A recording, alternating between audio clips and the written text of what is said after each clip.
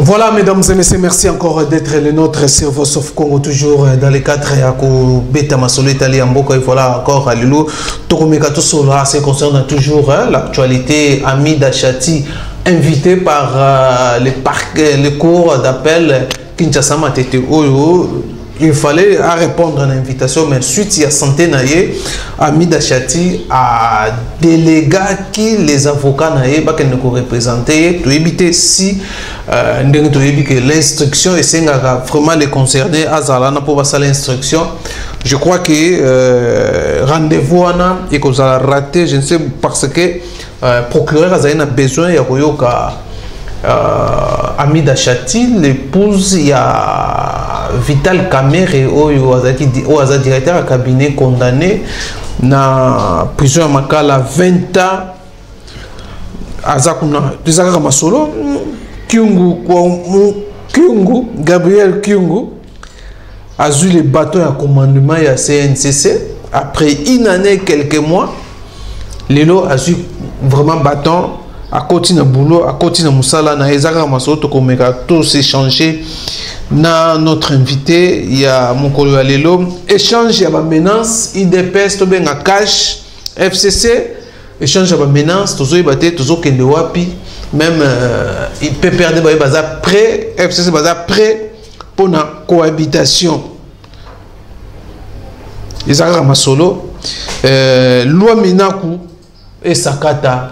Toujours problème et créer des problèmes et commis jusqu'à ce que la violence c'est ça même le chef de l'État condamné qui la violence soit salamaki et au moment où toujours vendredi le 26 il y a aussi un mouvement il y a militants il y a PPRD selon Batumususu Bamsuba Baza Bakuluna balingi ba tenter ko bima ko marcher ko télémela action il y a bawewa pona bango eza bawewa eza ba population kinoise temu to basala qui marche wana eza bawewa ba telemela ba marcher le lomé il se fait que même côté ba combattant IDPS bawewa bango pe bayaki ko encercler bango na place ya Willery na lingwala et pas wapi la police aussi azalaki wana pona ko intervenir au cas où il va tenter que ça la marche bien que le gouverneur a vu la Kinshasa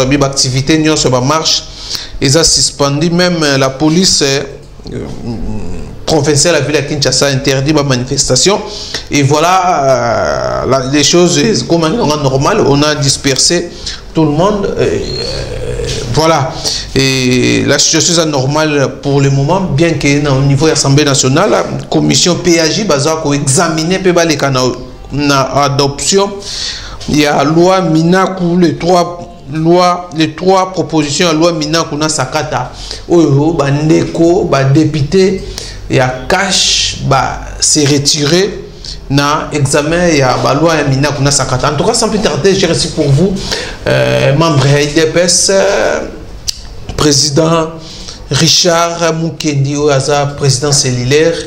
Il y a IDPS en tout cas sans plus tarder. Mbote, président Richard. Mbote Ndekousman. Voilà, alors parlons de l'actualité. On ne comprend pas. Tolobela Mida Lelo invité na parquet na cour d'appel de Kinshasa Matete invité mais à prendre part suite à santé naie à tindaki ba avocat est-ce que Lelo Tokolo banini les acharnement et comme ressentir pourquoi la famille Kamere ba comme menacé surtout bango na INC bazo comprendre ngote ba pourquoi kaka famille Kamere na proche na makambotali 100 jours et puis bazo promettre la vérité faut bimaka finir par kobima na habité quel commentaire ça là par rapport à invitation à Kamere est-ce que bino bozo mon honte que non comme moi mon boulot que ba traquer aussi même les anciens il y a oh basta qui 18 ans na Kabila mais oh bazo kaka donc le magistrat basta kaka toujours na Katia Cash na Katia INC. Merci de Kousman au opportunité Pesengai na mokola lelo na yeko répondre à l'invitation na yo en tant que cadre IDPS cadre de base parce que chez nous à l'IDPS c'est la pyramide renversée c'est nous les cellulaires qui recrute, qui donne les numéros d'affiliation. Oyo ezali vision ya ba père fondateur na biso. Na moto nos autres nangai à propos ya justice Amida Chatur azalaki Aza épouse ya Vital Kamerhe. Oyo tolandaki procès sur installation par maison préfabriquée. Oyo mobali naye azalaki en même temps directeur de cabinet, en même temps coordonnateur. Non, Azali directeur de cabinet jusqu'à présent non balongoli était. Effectivement, balongoli non était parce que Azali on Azali ko ça l'intérim naye, mais je crois la condamnation naye le quoi va condamner déjà 20 ans c'est pas demain. Et je crois le président de la République là où il est. On a condamnation dans la première chambre pour ça a interjecté appel. Je salue mon président qui fut notre président du parti aujourd'hui, il est à la magistrature suprême. Locaux là Aza déjà condamné et je crois que le président a fait ça par tous les moyens pour que, pas par tous les moyens, dans ses prérogatives, a nommé un nouveau directeur du cabinet. Amida, comme épouse et Vital, Amida Azalaki renseignante. Ma bien que na parquet, Tolandaki procès dans le tribunal. Tangaki un certain nombre de griefs où ils ont retenu dans mobile par rapport à enrichissement illicite. Amida lui-même, elle-même est venue pour témoigner que na moment ya mariage naé, boyebi déjà bolandaki procès, ils allaient loko ya kozonge la soute. Atangaki une certaine femme Mengi, cette femme a été appréhendée et a été aussi entendue par la justice. Il y a de cela 2 jours où il y a relaxakié. Babengi sié, tout comme des babengi saki mobile naé, pour se renseigner davantage par rapport à la déclaration où il y a Salaki pendant le procès, na ba déclaration mobile naé à Salaki. C'est là ils allaient dans acharnement. Non, mais c'est contenu en représente certaines informations. Elle était aussi parmi fournir comment les ciments. Donc quelque chose là qui mais pourquoi éviter effectivement de Kousman tant qu'on énumérer Babiloko c'est ce que les comètes mortels avaient aussi entendu. Peut-être va retourner dans quelle qualité à Komaki fournisseuse en tant que commerçante, je ne sais pas, on s'est justifié. Jusque-là, il n'est pas aussi condamné. Donc, surtout que dans le volet, il y a madame, madame Mengi, collaboratrice a tenté, Yemoko Amida, que nous voilà, la dame là, Azali collaboratrice, Yemutwasa, il a gagné dépôt, Yemutwasa, il a peut-être assommé les bilots à l'extérieur, ainsi de suite. Il y a une source, il y a enrichissement, il y a madame Amida. Ou source, il y a baki, bien matériel, oyo, a commis pendant mobile naye, a zouaki, problème, il y a 100 jours, programme à 100 jours, comme coordonnateur, comme superviseur, les Kanaki na procès Tolandeki. Comme ça, maintenant, nous là. Comment enrichissement wana salamaki kaka na moment oyo yé à s'accaparer na programme il y a 100 jours. Jusque là à sa condamné. Jusque là bazana besoin d'entendre. Et ceux qui ba reconnaître ba ko zoba grief oyo et ko pénaliser. Là nous allons avoir un autre son de cloche par rapport à l'explication devant la justice. Alors, mais pour l'instant, nous ne pouvons pas. Même dans la pourquoi kaka cible dans INC pour la besoin de affaiblir INC va comprendre déjà j'ai allié na bango apaisé. Vous savez politique les alliés n'andenge nango basali la kayango. Je crois avant procès à Kamerhe les cas qui baloba qui non procès on fait à la télévisée. Il faut pas éventrer boa. Ils vont ouvrir la boîte à Pandore. Aujourd'hui, Babandi Soussou spéculer pour dire que nous, ils allaient acharnement. Acharnement par rapport à quoi? Si Amida Azalaki s'était dans ma mais pourquoi Bazali s'attaquer à Bisso IDPS? IDPS, c'est sa justice. Non. UDPS, effectivement, UDPS a milité dans ces pays. Bazali qu'on reconnaître Kalitoana na UDPS parce que UDPS s'est bâti pendant 37 ans d'instauration et état des droits. quand il y a l'instauration de l'état de droit, il y a la justice. Et maintenant, les anciens, il y a Joseph Kabila, là, c'est comme si vous êtes journaliste, c'est comme si vous prendre, c'est comme si au bateau, il y a eu un ils allaient parole d'évangile. Pour dire que nous, IDPS, ils allaient s'acharner dans la réalité, ils allaient justice. Dossier, il y a Liboso. Depuis que le président de la République, Félix Antoine Tshisekedi Tshilombo, que je salue en passant, a nommé au magistrat, je crois, premier dossier, et il dossier où il y a programme à lancer qui devant la population, promet soit la population. Oui, et que la population, bango moko ba échoué, ils allaient marcher pendant qu'abandé la visite en compagnie il y a Vital Kamerhe. Population est criée que non, en tout cas, il y a un ça ne va pas, c'est comme si il y a détournement. Et le ministre, ce n'est pas Félix Antoine Tshisekedi Tshilombo, le président de la République, qui avait donné l'ordre au ministre de la Justice de donner, de faire... Non, d'ordonner aux magistrats d'enquêter. C'est le ministre de la Justice. Le ministre de la Justice, Azalinan. Est-ce qu'Azali a UDPS, Azali a UNC, Azali a FCC? Comme Azali gouvernement, nous sommes dans un régime où Azali a séparation des pouvoirs. Maintenant, ce qui justice et PC injonction au magistrat va enquêter et que va enquêter va trouver qu'effectivement il y a détournement.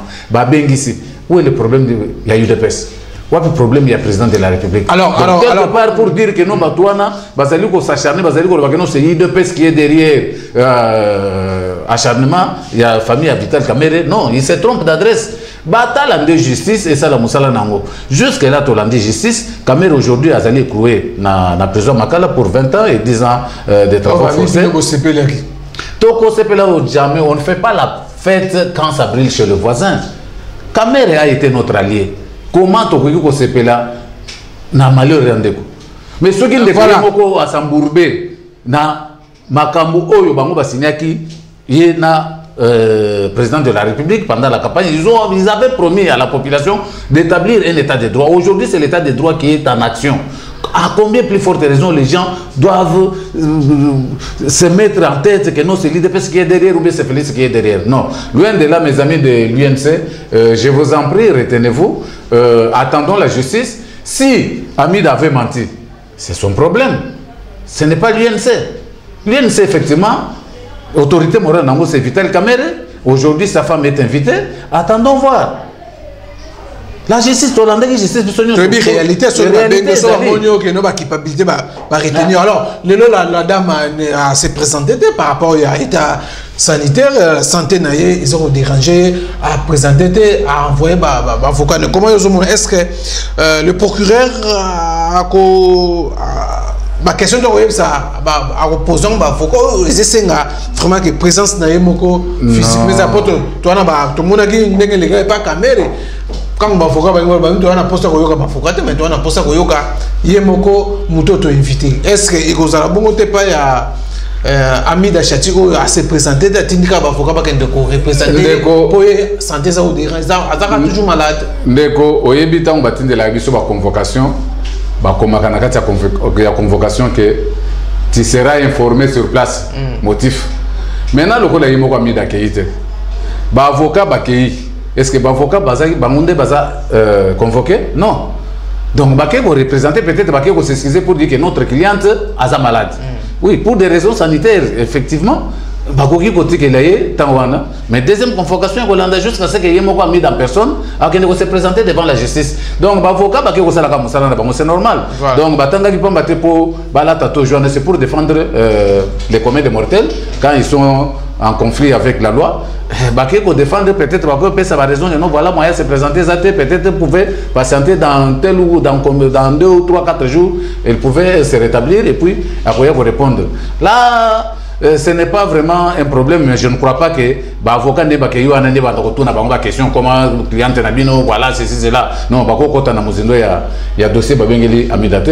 Voilà, alors ça, vraiment, tout le bac, non, Amida a se présenté, l'avocat va expliquer l'état, situation Amida, pourquoi il ne s'est pas présenté, il a une incapacité à répondre à l'invitation. Alors, voilà, mesdames et messieurs, on continue, on prend vraiment la guerre sur la loi Minaku et Sakata Oyo Lelo et ça crée vraiment une diversion, chacun interprète selon il y a la commission PAJ a siégé, a examiné adoption, il y a loi Minaku, alors bandeko ya cash bimi au moment où ils savent que non bandeko ya cash baza na commission ba prendre part ba se retirer na commission PAJ pour batiki FCC moko na bandeko mususu ba meka ko examiner la loi Minaku et Sakata tolanda aussi comment la session ordinaire il y a ba magistrat bango pe basala ki ya bango déjà ba défenseur déjà ba besa ba lobi déjà que non loi wana eza inconstitutionnel eza na inconstitutionnalité donc et que les caté ba PCP ya bango pe ba lancer ba pétition contre projet ou la proposition il y a loi wana ya Minaku et Sakata et voilà et créer un climat malsain entre Cash et FCC. Bandeko FCC va prêt pour la cohabitation. Na habité. Nathan otokomi nango. O nga zomona o nazo ba no poto tikali vide. Facho tikali na poto vide, tsaka wo batu baganga. Poto tikali vide. Alors n'habité yozoko ozosala analyse nini. Il faut qu'okende par rapport à la situation d'exakoleka. Il faut qu'okende la cohabitation. Donc on continue dans la coalition ou dans la vie pour vide va dissoudre l'Assemblée nationale pour crise comme persistante. Nazo seka pourquoi parce que bande connexion à FCC baza sincérité. Loi wana bazo poursuivre na trois lois wana au mina va proposer dans l'Assemblée nationale au niveau bazali dans Sakata. Sakata on ne parle pas beaucoup de lui, qui connaît Sakata? Mais Minako, au moins, il a été une fois président de l'Assemblée nationale. Toyebi Minako, déboire na FPI. Toyebi Minako, Toyebi FCC va fonctionner pendant 18 ans. Baza sincérité, pourquoi? Parce que le lobby, tu as la coalition. Lorsque nous sommes en coalition, ndenge bango, entre guillemets, bango baza ba érudit.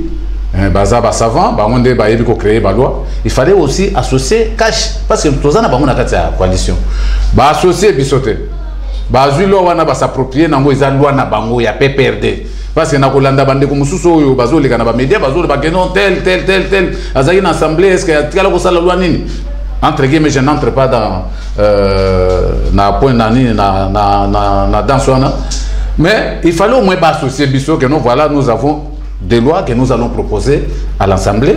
Est-ce que loi Oyo et Koki Koleka to Koleka des communs d'accord. Pokokai Koyokan.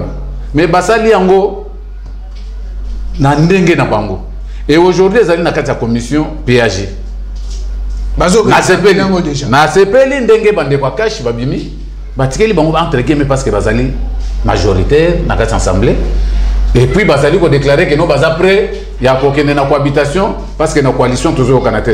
Mais des Ousmane je crois aux Congolais aux vivre dans kati mboko yo aux mona à combien plus fort combien de fois bande konabiso ya FCC basali toujours animé de mauvaise foi pour mettre des bâtons dans les roues na programme na vision à chef de l'État.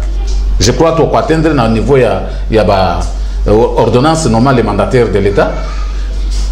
Batouana problème na bango ezali. Problème na bango ezali justice est comment na maboko na bango. Lokola lelo justice ezali indépendante.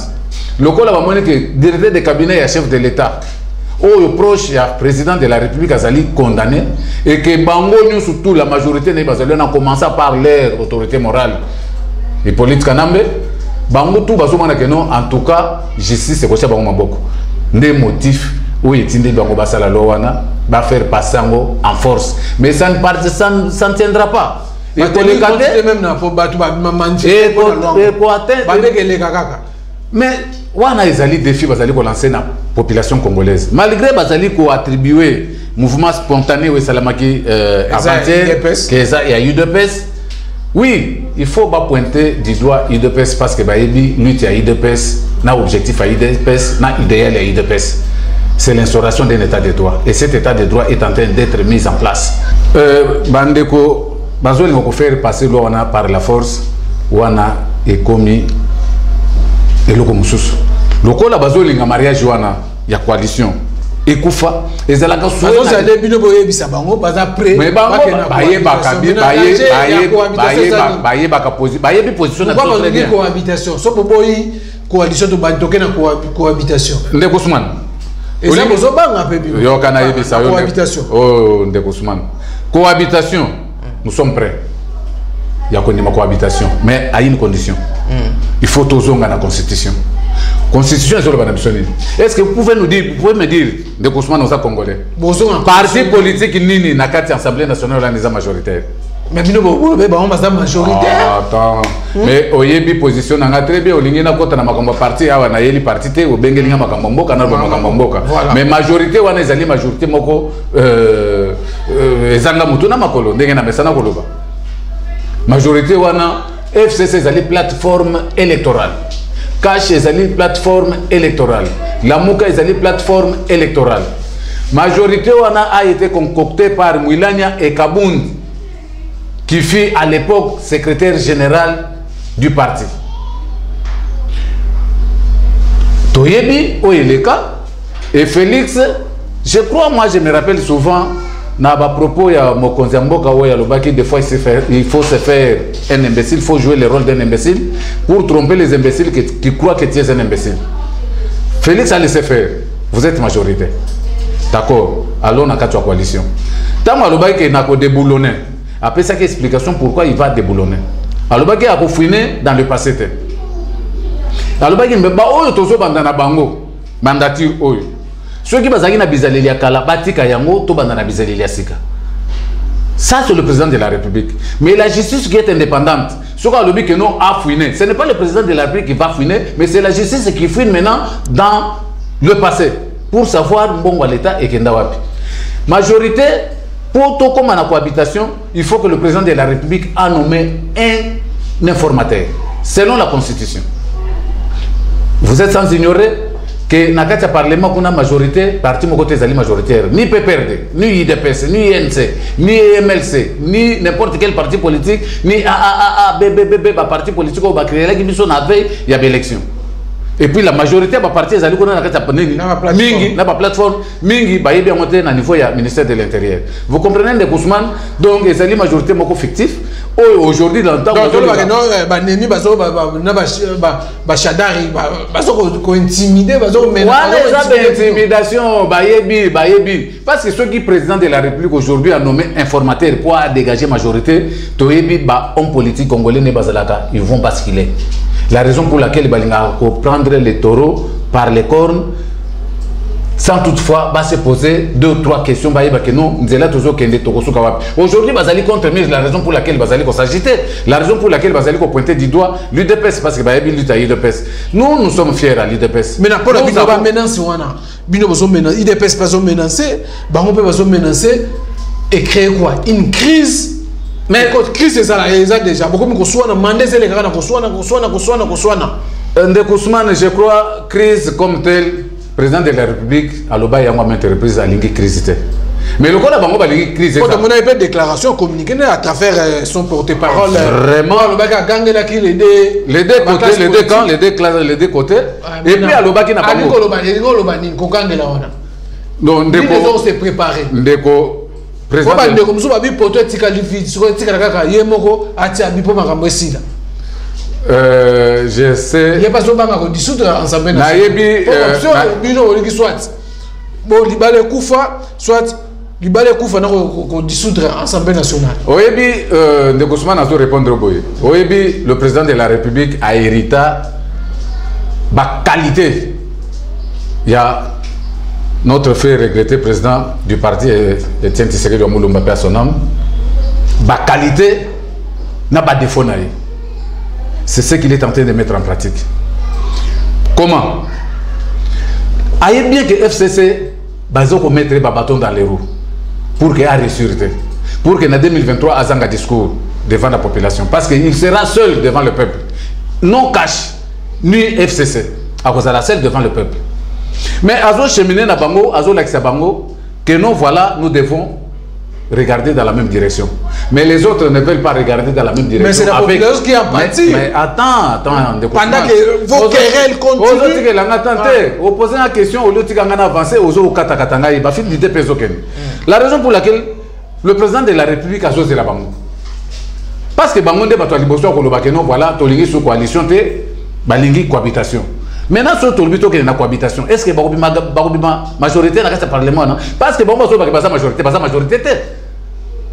La majorité FCC, ils ont une plateforme électorale, ils ont une soubassement juridique. Ils ont reconnu. Maintenant, tu as un parti politique. Les partis politiques, nous surtout, les 500 députés qui sont à l'Assemblée nationale. Maintenant, l'informateur va toucher chaque parti politique pour dégager la majorité. Et maintenant, il y a une nouvelle alliance où il faut se former parce que parti politique est majoritaire. Alors, connaissant bien l'homme politique congolais, à condition que Kabila a déversé des milliards pour les corrompre, même si on a déversé des milliards, c'est le président Félix qui sera toujours président de la République. C'est lui le garant de la nation. Vous comprenez? Alors, on a un chantage. Mais nous sommes prêts. Va déclarer que non, en tout cas à partir d'aujourd'hui, l'autorité morale qui fait notre président du parti. Toujours la président de la République. Vision naïe. Ndenge azo lingela. Tokenda. Ce qui a pesigo. Est-ce qu'aujourd'hui, par rapport à la situation actuelle, on sent la crise persistante, conflit entre Parlement, le pouvoir judiciaire, la population. Est-ce que vous avez que non, soit certaines opinions, vous avez dit que non, il est déjà placé déjà il y a donc maintenant Félix Tshisekedi, le président de la République, il est mis devant un fait accompli. Devant un fait accompli, il a maintenant comme un pouvoir discrétionnaire. Dernier mot. Dernier mot, c'est maintenant et PCF voit à dissoudre même l'Assemblée nationale. Ndekosman peut permettre pas son souffle. On dirait que nous sommes en sala. Non, nous sommes dans zone baro. Oui, mais nazo expliquer boy. Assemblée nationale de Zaliwana. Va créer déjà crise. Va côté crise na magistrature. Va côté crise. Crise on a besoin créer un pourquoi? Parce que besoin de s'accaparer l'appareil judiciaire. Constitutionnellement, c'est pratiquement impossible pour Bango de gérer l'appareil judiciaire. Bah c'est déjà crise côté bah pendant crise entre appareil judiciaire et l'Assemblée nationale. Ça c'est mais le président de la République anticonstitutionnel. C'est la raison pour laquelle il y a une inconstitutionnalité. Bon, dis-moi maintenant qui a raison. Est-ce que c'est la magistrature ou c'est la population ou c'est les 350 députés au l'Assemblée nationale ou il y a FCC? Banan a raison. Pour ce lobby que nous avons entre guillemets, la majorité dans l'Assemblée. Mais la population et l'appareil judiciaire. Banan c'est raison ils ont pas banan. Ce qui il faut pas comprendre. Parce que bateau bango bazo linga bakonza. Baza d'accord na bangote. Et puis biso pe population de tozo mona na musika ndenge justice ezo kende là. Tozo mona que justice ezo kende pour na ko élever la nation. Et bango bazo mettre justice babaton dans les roues pour banda ko imposer ba loi na bango sur le haut magistrat, sur le parquet. Ba banda. Bango so ba lingi ko forcer makambo, ba forcer ba ko kutana na biso peuple un magistrat, bakolo corporation. Voilà. Déjà, c'est déjà que non, la loi yamina anticonstitutionnelle. Déjà, initié déjà ma pétition pour que saisir le président de la République pour nous laisser que Bamibeko bazo sala na parler du peuple, ils allaient anticonstitutionnels. Bazali cause là, ceux qui vont adopter, vont promulguer, lobby que non, les lois sont votées à l'Assemblée nationale. C'est là où ils verront appareil judiciaire, magistrat, bakotambola. Bah, saisir maintenant pour constitutionnel pour pas interpréter la loi na Bangouane. Parce que jusqu'à preuve, je ne comprends pas. Le ministre lui-même, le ministre de la Justice, avait déjà saisi le Conseil d'État. Bah, si va répondre à Bango que non, ministre Moussala Nezalika, qu'on peut seulement les injonctions. que non ndenge après ça injonction na problème na programme à 100 jours alors bien magistrat que non population zo lela boyena boya mbouteillage c'est là tailanga na misala wana zo sala ndenge nini azali na droit wana ya kopesa injonction wana de façon que ba magistrat basala mosana ba mais azali na droit le ministre de la justice azali na droit ya kokota pendant que justice s'est entamé déjà procédure nango il y a interféré et là mina ko bazolo kande mi premier ministre de la justice abana ko interférer même pendant le que jugement est allé déjà entamé tout ça c'est pour quoi pour que va influer sur la décision peut-être au tribunal et qu'on soit peut-être sur ma côté admettons que mutuloko la minako à des femmes on a 9 pays $1 million na kombo tata na sa comme bangi sur 80 ans même bon on a so ba lubena ba poursuivre le ko la ba so linga que non justice comme na maboko et comment contrôler na ministre de la justice pour ça on va linga ba landela minako pour appeler cette injonction que non bon vendela parce que tu es pas dossier belé ba vendela pendant 18 ans ba linga continuer dans même système ça ne marchera pas wana des aller coup d'épée dans l'eau bazo sala mosala kunda ba sala le côté et côté la pe ko simba même si ba voter yango bazali 350 bazali 10 millions de congolais alors pendant yo comment tu osomona tableau mboka il faut dissoudre l'Assemblée nationale parce que le loi c'est ceux qui ensemble ni parlement ba côté conflit le gouvernement là le chef de l'État a constaté il y a un pouvoir discrétionnel il y a dissoudre l'Assemblée nationale mais on voit gouvernement dans l'Assemblée nationale c'est comme s'il n'y a vraiment pas de problème hein. Non Ndeko Ousmane ce qui crise est persisté président de la République en tant que garant un bon fonctionnement de l'institution Azana moi à dire il va intervenir mais avant d'intervenir mais banda gouvernement écoute banda régime écoute mais il y a crise des alarmes on a crise de crise Ndeko Ousmane pourquoi chef de l'État atika ngo ka rapport oningi pe ko lobatro oningi ko lobatro Ndeko Ousmane tika nga na expliquer on a fait ça obengi ngai na yok na expliquer yo so crise on a persisté le président de la République en tant que garant il y a bon fonctionnement de l'institution azana moi à dire mais na li ko yepselo komoko même ceux qui va voter ba loi wana na l'Assemblée nationale pour eux à la promulguer et comme bima national officiel le président de la République azana droit de regard. Il faut attendre la Cour constitutionnelle, les batailles qui sont conformes à la Constitution et à la République. À moins que Bango, qui ne soit dans la Cour constitutionnelle, va corrompre la haute cour de façon que va faire adopter Nani Ballon à Bango et pas président de la République. Parce que le président de la République avant a promulgué la loi, il faut que la Cour constitutionnelle et ça là. Le collègue magistrat Bango déjà va colombo. Balobi que non, la loi wana est anticonstitutionnelle. Même est-ce que vous croyez que ces gens-là auront gain de cause dans le niveau Cour constitutionnelle? Voilà. Le président de la République a pu intervenir. Pour dissoudre l'Assemblée nationale, ceux qui vont persister dans le faux, le président de la République a le droit de dissoudre. Mais ce n'est pas encore le moment, parce que ce n'est pas aussi son souhait. Mais comme il le veut, il y a un temps pour tout. Le moment viendra où le président de la République va prendre le marteau. Ndenge mabunda soit kayangwa beti allez à kobeta pe le boko na messe pour dire que assez vous avez assez longtemps blagué donc ba kopanda voilà alors parlons maintenant et pas sans oublier que non celui peut dissoudre le président de la République azala makoki ya kosala une assemblée constituante à quoi même 100 personnes 200 personnes à continuer masolo jusqu'à ce que parce qu'aujourd'hui tous allez dans moment moko tozo dire il y a état d'urgence pandémie mbongo exalté alors mituna bango ezosalate batwana mituna bango ezatate ce sont des professeurs des universités mais les alliés je salue en passant le professeur le constitutionnaliste Mbata donc je crois non Aza il est mais c'est la crème intellectuelle congolaise voilà alors parlons maintenant déjà on va parler par rapport à la notification il y a Gabriel Kyungu Lelo a eu bâton déjà à commandement remise et reprise à côté en fonction Lelo alors on a invité après une année quelques mois pour sentir de Lénine le ministre à portefeuille a bloqué l'ordonnance du chef de l'État parmi la crise et ça va signer la crise qui se vit dans il y a une institution gouvernement c'est la raison pour laquelle notre président de la République a hérité de la qualité Oyo papa na yazala. Tout le temps quand je vais répondre beaucoup aussi. Donc malgré la longueur de la nuit le soleil finit par toujours apparaître. Kyungu, bato FCC, c'est anticonstitutionnel parce que c'est le gouvernement qui devrait normalement, en concertation avec le président de la République, pour nommer mandataire. Félix P, avant de gagner, Matika peut changer l'ordonnance pour Kyungu, Kyungu, Bisoto et Baba. Il y a un bâton de commandement. Pour nous savons que Félix a un grand cœur.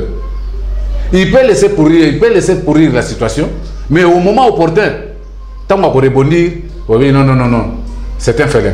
Mais un félin, intelligent, plein de sagesse.